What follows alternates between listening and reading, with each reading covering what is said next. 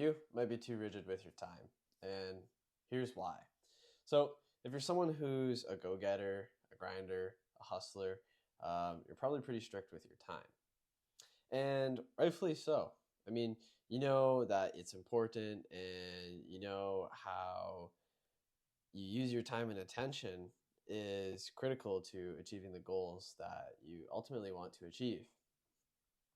Now, most people use a calendar to plan out their days and break it down into actionable steps to get closer to their goals. However, one time when I was doing so myself, I realized something. Kind of had one of those like light bulb moments, and I realized that life isn't going to happen the way you want it to. Now, this is mind blowing to me, and it seems like common sense, but I never really took a step back to actually look at the issue itself until recently. And looking back on your life so far, you probably realize that 99% of the time, um, whatever plans you had to achieve X or to do Y probably didn't play out the way you wanted them to. And I realized, maybe that's okay. For some reason, people, and myself in particular, um, this was a big issue that if things didn't go the way I had planned them to or wanted them to, the whole world just came crashing down. Chicken Little, the sky's falling, right? And this ruined my day. And anything that stopped me from like following my schedule, this ideal day that I set out, was like a red flag. It was bad. It took away from my life and didn't add to my life. And I must get rid of this. Frankly, though, I was too rigid and it was killing me. And however, by realizing that my calendar is the ideal version of my day and that things probably won't play out the way I want them to 99% of the time, I understood that I needed a mindset shift. And I realized that I needed to be more flexible and able to adapt more fluid throughout my day. I needed to be able to find the balance between being too rigid and not rigid enough. I needed to be able to be rigid enough to get things done, but flexible enough that if an interruption or an obstacle popped up, it wouldn't end my day, it wouldn't derail the train. Now, if you're anything like me, I don't like the word balance. I don't like it when people tell me you need balance, but that's another story. And a different way to look at it is kind of as an art form, as an art, right? So, um, now, knowing how much you need of each is an individual prescription, and it's specific and unique to you and your specific situation and your circumstances at the given time. So this raises the question then, like, how do you know when to be rigid and when to be flexible? Well, I'm glad you've asked that. um, and I've come up with a list of 5 things to potentially help you. So, number one is identify your non negotiables throughout the day. Now, these are things that you must do each day, no matter what. Typically, 3 to 5 is probably a good range to have.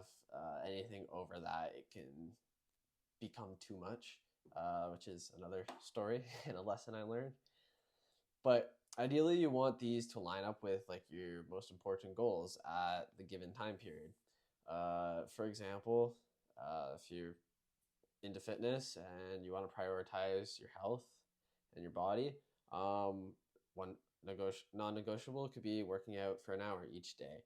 Or if you want to sharpen your mind and inspire your creativity, read for 30 minutes. If you want to strengthen your faith, read 3 chapters of the Bible each day.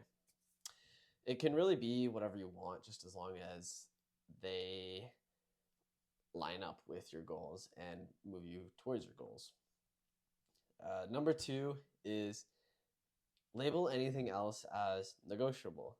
Now, this is things that are like nice to haves or non essentials to your goals. Like they do move you closer, but it's not a big deal if they don't happen. It would just be nice to do them. So these are the tasks that matter, but don't deserve to dictate your emotional state or how you feel.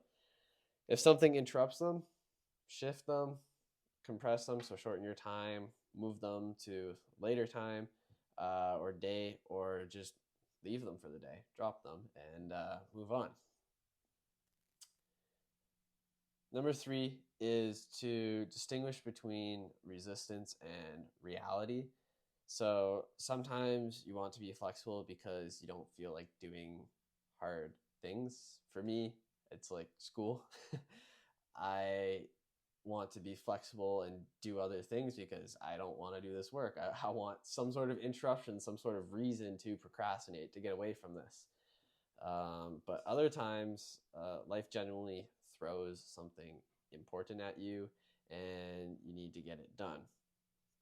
So try to stay rigid when it's just resistance, but be flexible when it's reality.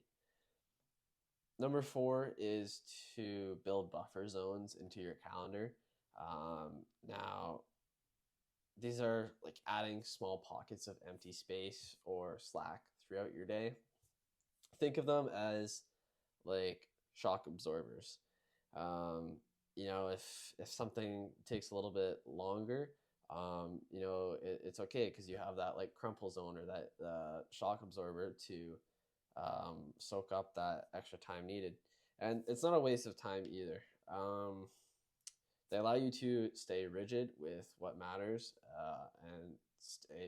and stay flexible with everything else. And lastly is to reflect. At the end of the day, ask yourself two questions. What should I have been more rigid with, and what should I have been more flexible with? At the end of the day, your calendar is just the ideal version of your day. It's not a contract. It's not something that has to happen. The real skill is to learn the art of adaptation, of being able to know when to be rigid on your mission and when to be flexible with your path. Life is unpredictable, plain and simple. And if you can master when to hold tight and when to bend, to let loose, nothing can knock you off your track, derail the train. So, with all that said, I hope this video was helpful and may God bless you and thank you for your time.